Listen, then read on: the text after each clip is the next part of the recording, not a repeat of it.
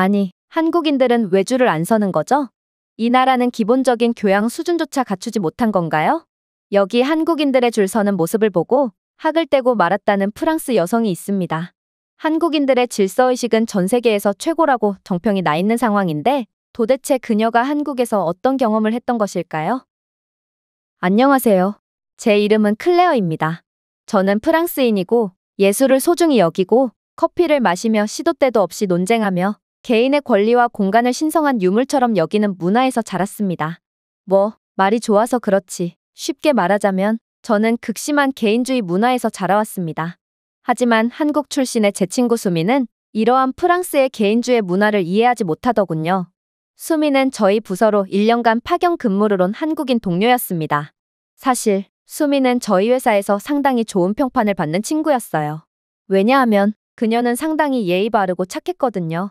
불만이 많은 프랑스에서는 좀처럼 찾아볼 수 없는 유형의 사람이었죠. 하지만 그녀의 단점이라면 지나치게 예의 바르고 착했다는 것입니다. 그리고 그러한 바보 같을 정도로 남을 신경 쓰는 그녀의 성격은 프랑스에서는 절대로 살아남을 수 없는 성격이었어요. 한 번은 그녀와 함께 러시아어의 파리 지하철을 탑승하게 되었습니다. 정말 짜증나는 날이었죠. 저희는 3번이나 지하철을 그냥 보낸 후 겨우 탑승했거든요. 그리고 운 좋게도 저희는 지하철에 탑승하자마자 자리에 앉을 수 있었어요. 그런데 저희가 앉자마자 웬 지팡이를 든 노인이 들어오더군요. 당연히 저는 못 본 척했습니다. 다른 사람들도 마찬가지였죠. 이게 바로 프랑스에서 사회가 작동하는 방식입니다. 무례한 것이 아니라 다른 사람의 일에 관여하지 않는 개인주의 정신이죠. 하지만 수미는 조금의 고민도 없이 밝은 미소로 그 노인에게 자리를 양보하더군요. 저는 그녀를 응시했습니다. 수미는 그날 아침 자신의 심각한 허리 통증에 대해 불평하고 있었습니다. 하지만 그렇게나 허리가 아프다며 신음하던 수미는 지금 생전 처음 보는 낯선 사람을 돕기 위해 기꺼이 일어서서 흔들리는 난간에 매달리더군요. 바보 같은 짓이었어요. 처음 보는 남을 위해 자신을 희생하다니 말이에요. 하지만 수미는 거기서 멈추지 않았습니다. 일주일 후 저희는 모퉁이 빵집에서 줄을 서고 있었습니다. 줄이 길었고 분명히 현지인들이 가장 좋아하는 곳이었죠. 그런데 선글라스를 쓴 한 여성이 자신이 자리를 소유한 것처럼 저희 앞에 슬쩍 새치기를 하더군요. 저는 당연히 큰 소리로 항의하며 그녀에게 면박을 주려고 했습니다. 하지만 수미는 부드럽게 제 팔을 잡고 속삭이더군요. 아마 그녀에겐 급한 일이 있을 수도 있어. 아니면 우리가 줄을 서는 것을 보지 못했겠지. 고의가 아닐 거야. 저는 그저 눈을 깜빡일 뿐이었어요.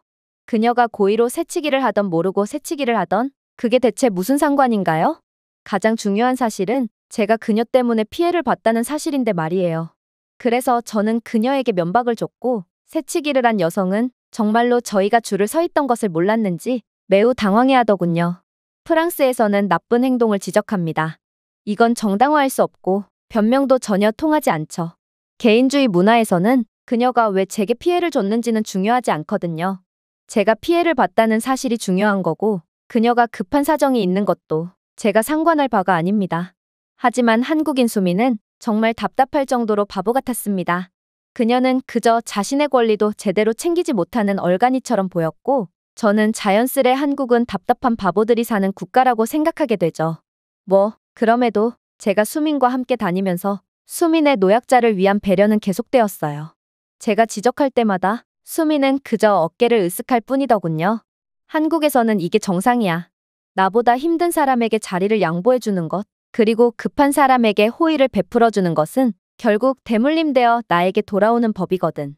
사실 나는 네가 하도 나를 혼내길래 적어도 프랑스에서만큼은 이러지 않으려고 노력도 해봤지만 한국에서 이러한 호의의 습관이 너무 익숙해져서 나도 모르게 몸부터 나가는 걸 어떡해?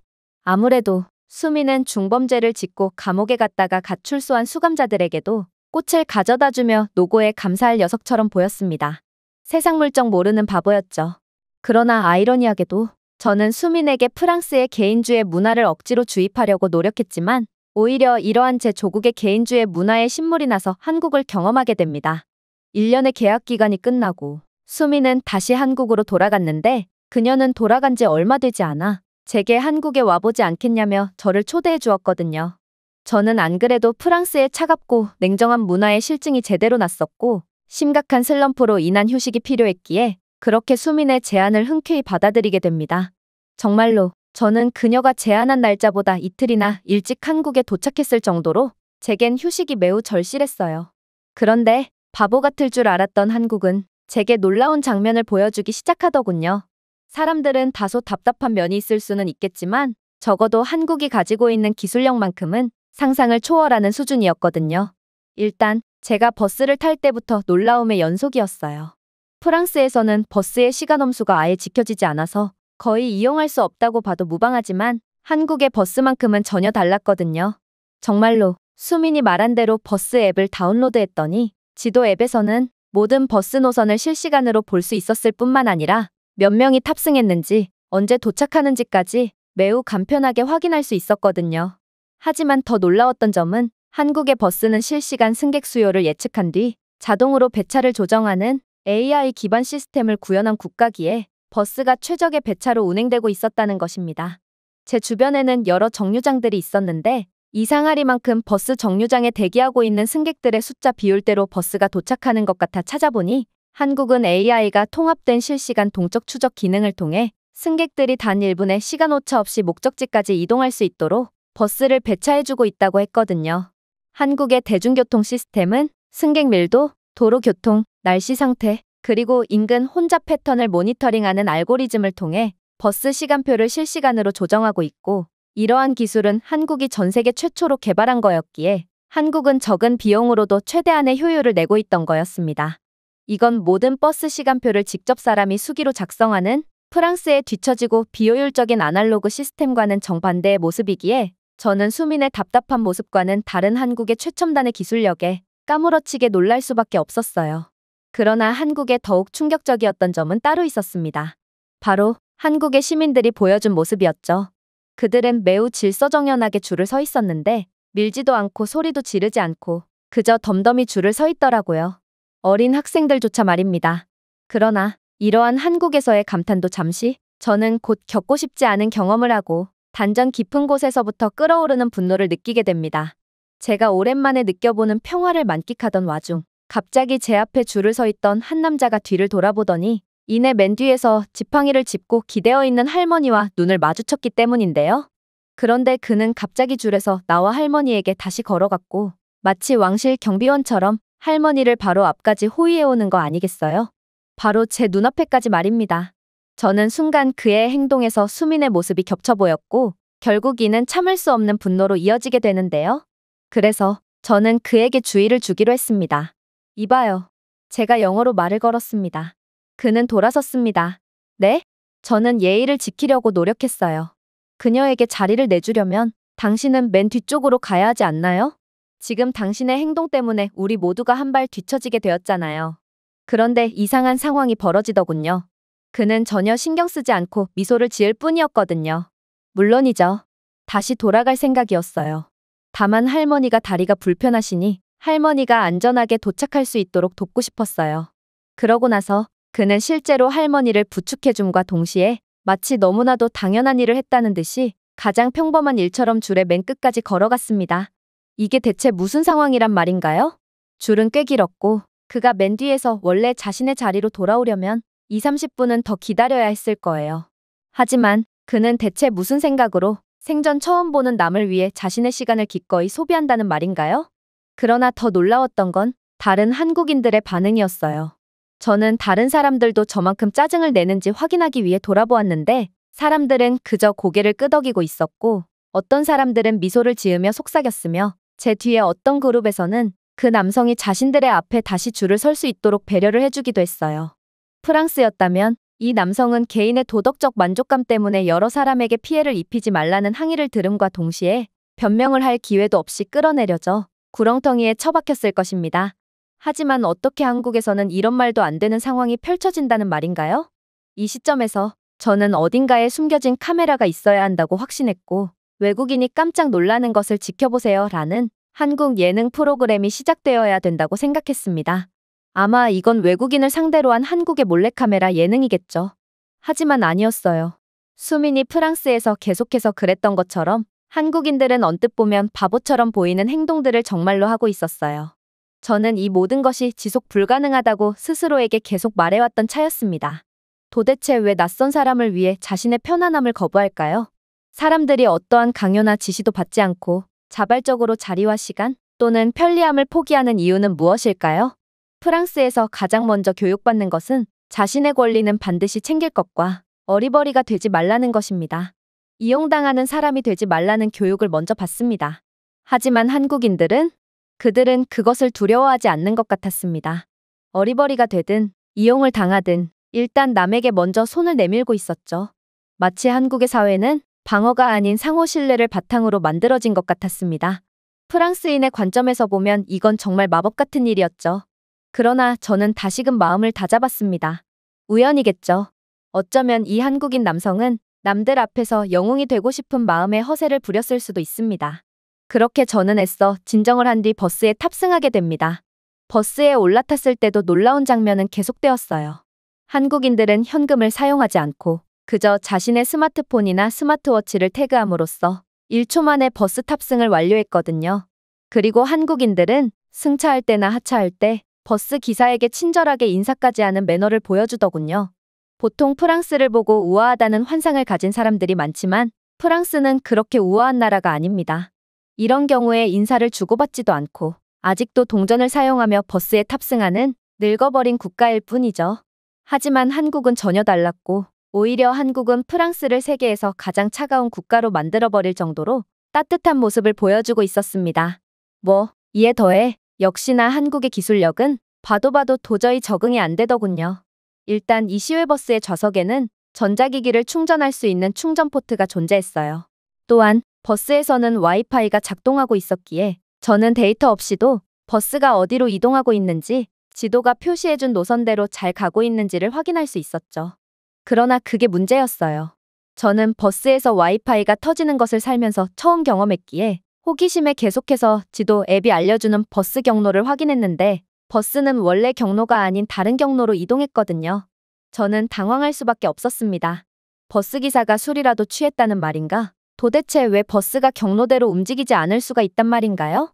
결국 저는 너무나도 걱정되는 마음에 옆자리에 앉은 한국인 승객에게 영어를 사용하며 도대체 무슨 일이 벌어지고 있는지에 대해 물어보게 되었습니다.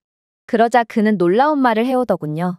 한국의 시외버스의 경우 하차하는 정류장이 매우 적기 때문에 실시간 경로 탐색 AI 내비게이션을 이용해서 최적의 경로로 이동하기 때문입니다. 여기 한국에서는 AI 기반 교통 알고리즘이 교통 센서, GPS 위성, 승객 탑승 패턴, 도로 상황, 기상 조건 등에서 실시간 데이터를 가져오고 이를 계산하여 자동으로 최적의 경로를 지시해 주거든요. 이 버스가 기존의 경로대로 가지 않고 있다면 저희가 원래 향할 도로에는 사고가 났거나 교통 혼잡으로 인해 다른 최적의 경로로 이동하는 거겠죠. 너무 걱정하지 마세요. 저는 큰 충격을 받을 수밖에 없었습니다. 도대체 한국은 어느 정도 수준의 기술력을 갖추고 있다는 말인가요? 한국은 마치 기술력 하나로 하나의 거대한 제국을 세운 것처럼 압도적인 기술력으로 최고의 효율을 추구하고 있었어요. 그리고 그에 비한다면 프랑스는 너무나도 초라해 보일 뿐이었죠. 프랑스에서 평생을 살아왔던 저로서는 프랑스는 10년이 지난다고 해도 이런 기술을 상용화시키지 못할 것을 잘 알고 있거든요. 아무튼 그렇게 저는 드디어 목적지역에서 하차하게 됩니다. 그리고 본격적인 여정을 시작하기 전 저는 한국의 여러 일상적인 모습을 보고도 그저 할 말을 잃을 수밖에 없었어요. 왜냐하면 한국은 제가 생각했던 이상적인 선진국의 모습을 전부 완벽하게 갖추고 있었거든요. 불필요한 경적 소리도 없었고 길거리에는 그 누구도 대서양 건너편에서 전화를 거는 것처럼 휴대폰에 대고 소리를 지르지 않았죠. 물론 거리의 쓰레기도 전혀 보이지 않았습니다. 대신 한국은 제가 평소에 이게 대체 해결이 가능한 부분인지 궁금했던 문제들을 전부 해결한 도시처럼 제 눈앞에 펼쳐져 있었을 뿐이었어요. 보도는 넓고 깨끗했으며 쓰레기가 전혀 없이 나무들이 줄지어 있었는데요. 또한 10m마다 무선 충전 패드가 있는 공용 벤치, 무료 와이파이가 활성화된 공공구역들, 쓰레기가 가득 차면 자동으로 압축하는 스마트 쓰레기통이 있었고 이 스마트 쓰레기통은 쓰레기로 넘쳐나기 전에 담당자에게 쓰레기를 비우라는 신호를 자동적으로 보낼 만큼 매우 똑똑했어요. 이건 프랑스와는 전혀 다른 모습이었습니다. 프랑스에서는 거리에 쓰레기가 넘쳐납니다. 비둘기는 남은 음식물 쓰레기가 채 수거되기도 전에 전부 먹어치우고 거리를 헤집어 놓죠. 공공벤치는 거의 다 부서지거나 오랫동안 보수되거나 청소되지 않아서 도저히 앉을 수가 없는 상태입니다. 하지만 한국은 제가 이상적으로 생각했던 미래도시의 모습을 그대로 재현해 놓은 상태였어요. 그러나 제가 한국에서 가장 놀랐던 부분은 따로 있었어요. 그건 바로 무인 꽃바구니 상점이었습니다. 몇 걸음 떨어진 곳에서 저는 작고 아름다운 꽃꽂이를 발견했는데요. 하지만 정작 직원은 존재하지 않더라고요. 깔끔한 디스플레이와 작은 터치스크린, 그리고 한국어와 영어로 된 표지판만 존재했고, 그곳에는 셀프 서비스 꽃바구니, 결제하려면 탭하세요 라고만 적혀 있더군요. 직원이나 보안 카메라도 없었어요. 그저 수십 개의 신선한 꽃다발만이 놓여 있을 뿐이었죠. 그런데 놀랍게도 한국인들은 정직하게 돈을 지불하고 있더군요. 아무도 훔치거나 주저하지 않았어요. 그저 능숙하게 키오스크를 작동시킨 후 꽃을 집어들고 떠날 뿐이었죠. 만약 이 꽃상점이 파리에 있었다면 30분 만에 꽃은 도난당하고 키오스크 화면이 깨지고 불이 붙은 채로 남겨졌을 것입니다. 하지만 한국은 달랐어요. 한국인들은 정말로 시민들 하나하나가 수민처럼 보이지 않는 곳에서도 끝까지 사회 질서와 정의를 위해 힘쓰는 사람들처럼 보였죠. 정말로 수민과 다른 한국인들의 남을 위하는 따뜻한 마음가짐과 행동들이 이렇듯 한국을 도저히 믿을 수 없는 일들이 일어나는 기적의 국가로 만든 것일까요? 반면에 한국인들의 남을 위하는 행동을 그렇게나 바보 취급했던 프랑스는 도저히 한국처럼 할 수 없기에 차갑고 냉담한 소름 끼치는 국가로 남을 뿐이었던 건가요? 그렇게 저는 믿을 수 없는 일투성이었던 한국의 혀를 내두르며 하루를 마무리하고 숙소로 향하기로 했습니다. 그런데 뭔가 이상하더군요. 제가 버스 정류장에 도착했을 때 정류장에서 버스를 기다리는 사람들은 꽤 많았는데 이들은 줄을 이상하게 서 있더라고요. 바로 한 무리의 사람들이 앞쪽에 차례차례 줄을 서 있는데 그 뒷무리의 사람들은 간격을 엄청나게 벌린 채 다른 줄을 서 있었기 때문입니다. 저는 살면서 이런 기괴한 방식의 줄서기는 처음 봤고 제가 대체 어느 그룹에서 줄을 서야 할지 갈피가 안 잡혔어요. 그리고 저는 곰곰이 생각해 본 결과 저는 앞무리의 맨 뒤에 서는 게 맞는 방식의 줄서기라는 결과를 도출하게 되었는데요. 아무래도 뒷무리의 사람들은 다른 버스를 기다리는 사람들일 게 분명해 보였거든요. 그리고 역시나 제가 생각해낸 방법은 맞는 듯 보였어요. 왜냐하면 제가 만약 새치기를 한 셈이고 원래는 뒷무리의 맨 뒤에 줄을 서야 하는 게 맞았다면 한국인들은 새치기를 한 제게 맹렬한 항의를 했을 게 분명했거든요. 생각해보세요. 프랑스에서는 새치기를 하며 남의 권리를 침해한 사람에겐 주먹까지 서슴지 않고 날리며 매우 공격적으로 반응합니다. 그런데 한국인들은 제게 항의를 하기는커녕 아예 제게 눈치를 주는 사람조차 전혀 없었기 때문에 저는 제가 알맞게 줄을 섰다고 확신할 수밖에 없었어요. 그렇게 저는 무사히 숙소로 돌아왔고 저는 스스로의 힘으로 한국의 문화를 습득했다는 것에 대해 자부심까지 느꼈어요. 이러한 한국만의 줄서기 방식은 어디에서나 손쉽게 볼 수 있었기에 저는 항상 맨 앞줄에 맨 뒤에 줄을 설므로써 한국식 방법에 동참했는데요. 여전히 이런 저를 안이 꼽게 보거나 항의를 하는 한국인들은 없었기에 저는 이젠 제가 한국식 줄서기 방식을 완벽하게 이해했다고 생각했습니다. 그렇게 시간이 지나 드디어 수민과 약속을 잡은 시간이 다가왔습니다. 저는 이번에도 앞줄에서 버스를 탔고 그렇게 수민과 만나기로 한 홍대에 도착했어요. 수민은 변함없이 저를 반겨주며 제게 최고의 닭갈비 식당을 소개해주겠다고 했는데요. 그녀는 제가 한국의 닭갈비 요리를 좋아한다는 것을 아직까지 기억하고 있었기에 저는 그녀의 사려 깊음에 감동을 받을 수밖에 없었어요. 하지만 이러한 훈훈한 분위기도 잠시 제겐 곧 도저히 믿고 싶지 않은 충격적인 위기가 닥쳐오게 됩니다. 그건 바로 닭갈비 식당 앞에서 줄을 섰을 때의 일이었어요. 이곳 닭갈비 식당은 매우 유명한 곳인지 줄은 버스 정류장에서 보다 더욱 길게 늘어서 있더군요. 그리고 이번에도 3개의 토막줄이 형성되어 있었어요. 하나는 입구 근처에 있었고 8명쯤이 모여있는 깔끔한 작은 줄이었습니다. 그들 뒤에는 약 5m 떨어진 곳에 또 다른 사람들이 서 있었습니다. 가로등 기둥 근처에서 서성이며 휴대폰을 스크롤하며 조용히 대화를 나누고 있었습니다. 그리고 나머지 토막은 다시금 약 5m 정도 떨어진 곳에 존재했죠. 저는 형사처럼 그 장면을 스캔했습니다. 여기에 있는 모두가 같은 것을 기다리고 있었을까요? 아니면 뒤에 있던 사람들이 그냥 어슬렁거리고 있었나요? 근처에 두 번째 레스토랑이 있었나요? 별도의 테이크아웃 라인일 수도 있어요.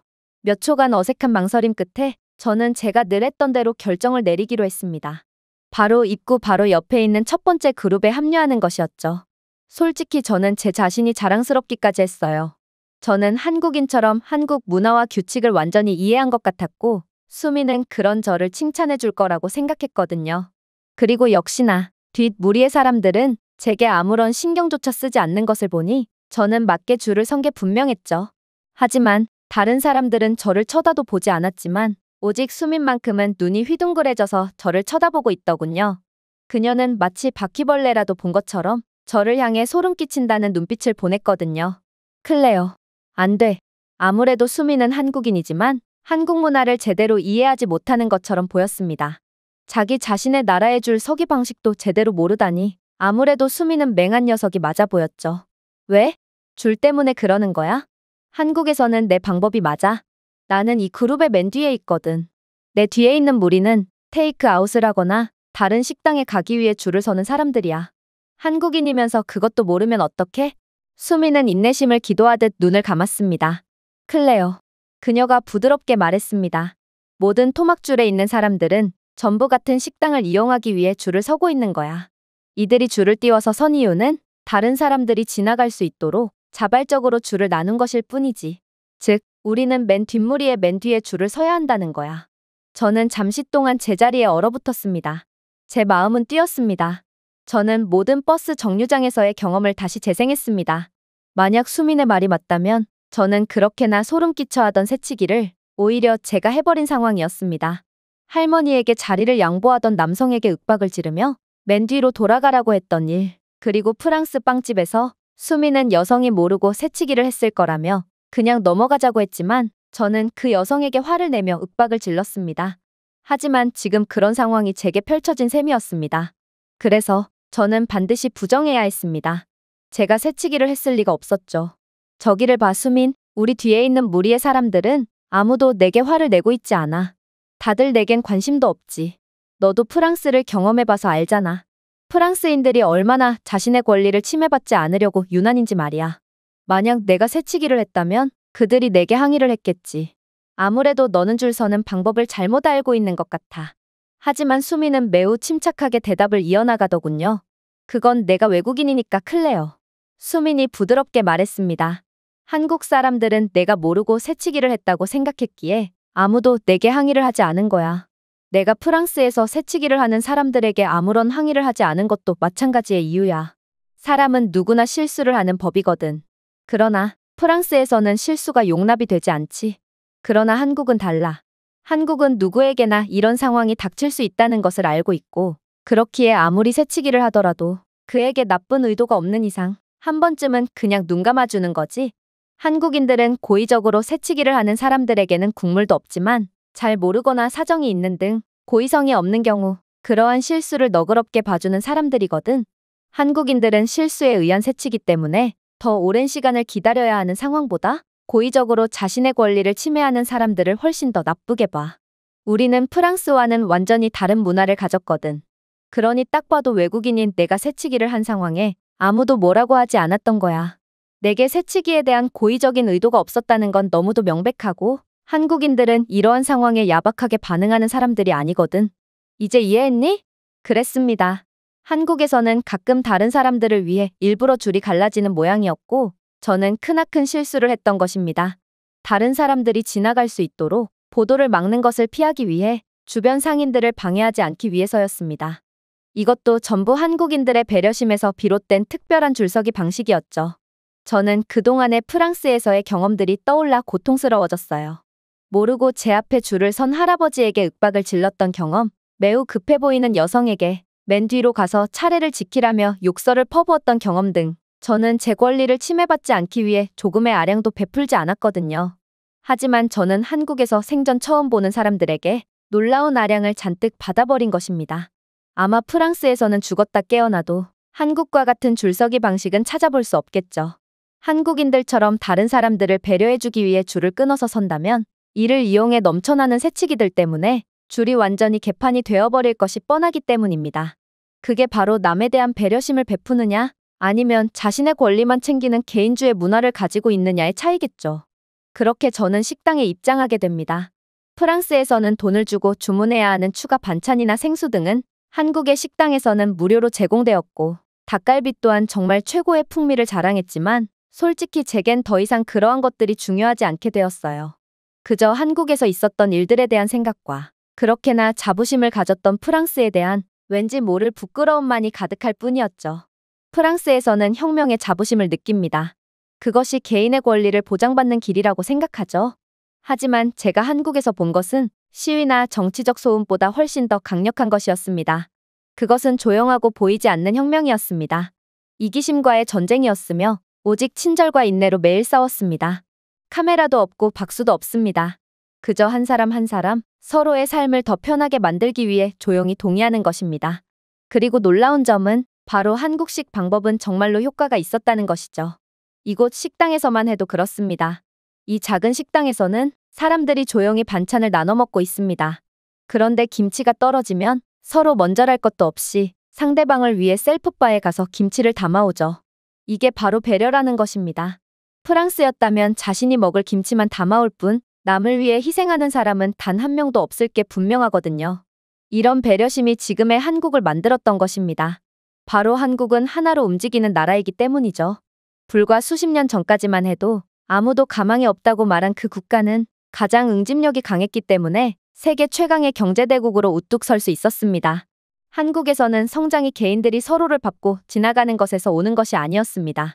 한국인들은 서로가 서로를 돌볼 때 뒤처지지 않고 함께 앞으로 나아간다는 것을 아주 잘 알고 있는 똑똑하고도 마음씨가 넓은 사람들이었습니다. 그래서 존엄성을 바탕으로 한 기적적인 발전을 이룩할 수 있었던 것이죠. 부끄럽지만 프랑스는 다른 나라들을 침략하고 약탈하며 더 많은 땅을 가질 수 있었고 부를 쌓을 수 있었습니다. 더 많은 천연자원, 더 많은 정치적 권력 등 전부 순전히 약탈로 인해 얻거나 운이 좋아서 얻은 것들이죠. 하지만 한국은 그런 것들이 전혀 없습니다. 다만 한국에는 전 세계 그 어디에도 없는 희귀한 것이 있습니다. 바로 한국인들 개개인은 사회적 양심을 가지고 있다는 것이죠. 자신이 늦더라도 남에게 자리를 양보하는 사람들, 아무 생각 없이 차례를 양보하는 사람들, 절대 감사하지 않을 수도 있는 오만한 사람을 위해서도 기꺼이 엘리베이터를 잡아주는 사람들, 그리고 전쟁으로 폐허가 된 이 나라를 전 세계적인 현대성의 상징으로 만든 것은 바로 그 마음가짐, 즉 조용하고 안정적이며 품위 있는 태도였습니다. 프랑스는 이러한 기본적인 것도 안 되니 모든 것이 고장나 버렸습니다. 기차가 늦고 거리는 더럽고 시스템이 고장난 지 몇 년은 되었음에도 아무도 자신에게 이익이 되는 일이 아니면 하고 싶어 하지 않기 때문에 그대로 방치되어 있습니다. 저희는 절대로 협력하지 않아요. 그리고 모두가 자신만을 돌볼 때 결국에는 아무도 앞으로 나아갈 수 없습니다. 하지만 한국은 다릅니다. 한국에서는 사람들이 앞만 보지 않습니다. 한국인들은 옆을 바라보죠. 뒤처지는 사람이 발생하지 않도록 하기 위해서입니다. 그 결과 한국은 어디에나 있는 초고속의 인터넷, 딱히 비용을 들이지 않아도 유지되는 최고 수준의 인프라와 청결한 거리, 그리고 세계 최고 수준의 인재를 계속해서 배출하며 최첨단 기술 수출로 엄청난 이익을 거두고 있죠. 생각해보세요. 한국에서는 프랑스처럼 지저분하고 오래된 건물 따위는 찾아볼 수 없습니다. 화려한 쇼맨십이 아닌 일상 속에서 건물이 빛나고 있었죠. 자동으로 회전하는 옥상 태양광 패널, 횡단보도에서 스마트폰으로 인해 산만한 보행자를 안내하기 위해 부드럽게 번쩍이는 LED 스트립이 내장된 인도 등의 일상 인프라는 또 어떻고요? 프랑스였다면 이 모든 것들은 설치가 되자마자 훼손되거나 혹은 쓸데없는 곳에 세금을 썼다며 폭동이 일어나겠죠. 폭동으로 인해 생기는 무질서와 여러 경제적 비용은 고려하지도 않고 말입니다. 그러나 한국은 안정적이고 아름다운 사회적 분위기 덕분에 너무도 당연하게 인프라를 유지하고 있었습니다. 한국에서는 근처에 공중화장실조차도 흠집이 없고 자동화되어 있으며 기분 좋은 향기가 납니다.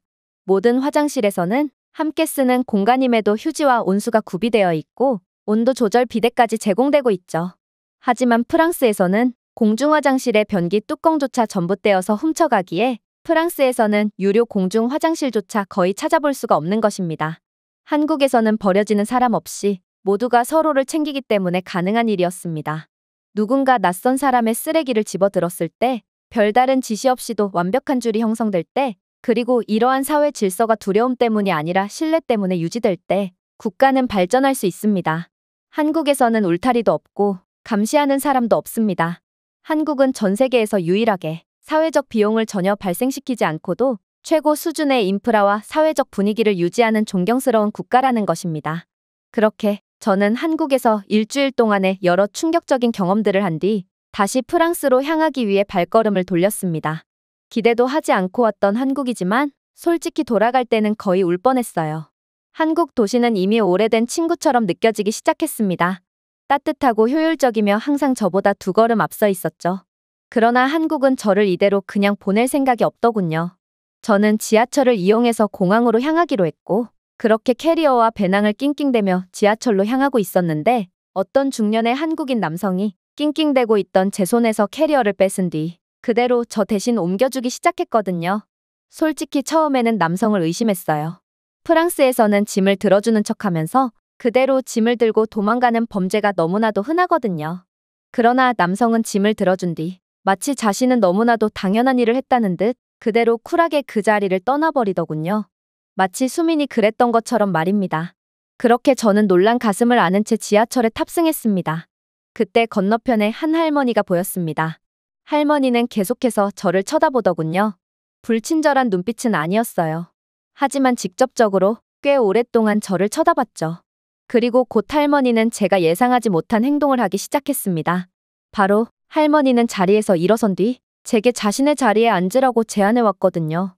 제가 확실하게 말씀드릴게요.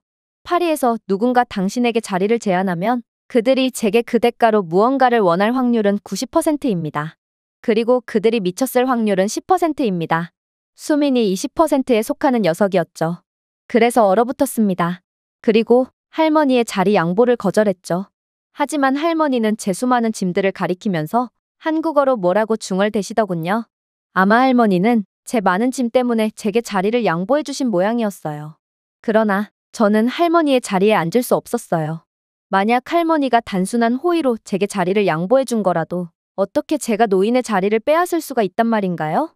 그렇게 5분여간의 실랑이 끝에 할머니는 제가 쥐고 있던 손가방을 확 채가더니 자신의 무릎 위에 올려놓더라고요. 솔직히 조금 놀랐어요. 할머니는 자리 양보의 대가로 제 가방을 원했던 것일까요? 아니요. 그러기엔 할머니의 표정은 너무나도 평온했고 저는 이 한국인 할머니에 대한 왠지 모를 믿음이 갔어요. 그리고 정말로 할머니는 약 3정거장 뒤에 제 손가방을 건넨 뒤 옅은 미소를 건네며 지하철에서 하차하더군요. 말도 안 되는 상황이었습니다. 할머니는 그저 순전히 호의로 생전 처음 보는 외국인인 저를 도와준 거였거든요. 할머니의 눈에는 손가방이 꽤나 무거워 보였던 거였습니다. 저는 한국인들의 호의는 그저 젊은이들이 노약자 등의 사회 취약계층에게 일방적으로 베푸는 것이 아닌 서로가 서로에게 베푸는 진정으로 아름다운 것이었다는 것을 인지하게 되었습니다. 그리고 제가 만약 프랑스로 돌아간다면 이러한 호의와 친절은 절대로 구경할 수 없을 거라는 생각에 저는 그저 왈칵하며 눈물을 흘리고 말았습니다.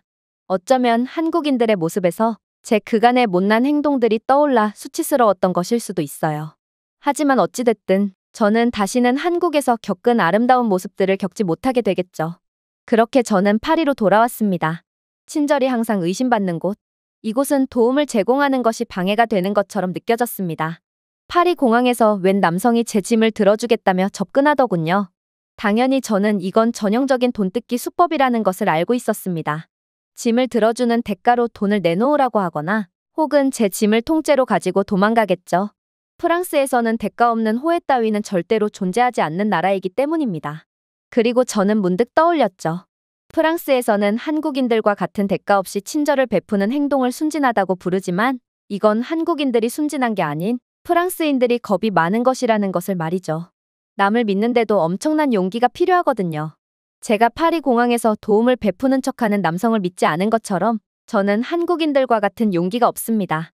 그런 의미에서 모르는 사람들과 신뢰를 주고받는 한국인들이야말로 진정으로 강한 사람이라고 말할 수 있는 것이죠. 프랑스인들처럼 무례하고 짜증스러워서 외견상으로만 까다로워 보이는 게 아닌 진정으로 내면이 강한 사람들이 바로 한국인들입니다. 그리고 한국인들은 이것을 인간다움이라고 부르더군요. 저는 분명 저 자신을 문화가 있는 나라에서 왔다고 생각했습니다. 토론하고 목소리를 내고 권리를 주장할 줄 아는 국가 말이죠. 하지만 저는 서울에서 조용히 있어야 할 때를 아는 나라를 보았습니다. 그것은 법보다 더 강력한 것, 즉 상호 존중을 바탕으로 인프라와 사회를 구축합니다. 그렇게 파리 공항에서의 자잘한 사기 시도부터 택시 사기 등 수많은 친절을 가장한 사기를 겪으면서 저는 다시금 수민이 지하철에서 낯선 사람에게 자리를 양보했을 때 제가 화를 냈던 기억을 떠올리게 되었습니다. 넌 너무 물렀어. 파리에서는 절대로 그러면 안 돼. 넌 여기서 산채로 잡아먹힐 거야. 하지만 깨달았습니다. 한국인 수민은 저희 중 누구보다 강했던 녀석이었다는 것을요. 저는 프랑스인들은 100년이 지나도 절대로 한국인 수민처럼 할 수 없을 것임을 누구보다 잘 알고 있기에 그저 많은 생각에 잠긴 채 우두커니 서 있을 뿐이었습니다. 제가 준비해온 내용은 여기까지입니다. 끝까지 시청해주셔서 진심으로 감사드리며 여러분들의 구독과 좋아요, 알림 설정은 영상 제작에 큰 힘이 됩니다. 이상 세모튜브였습니다.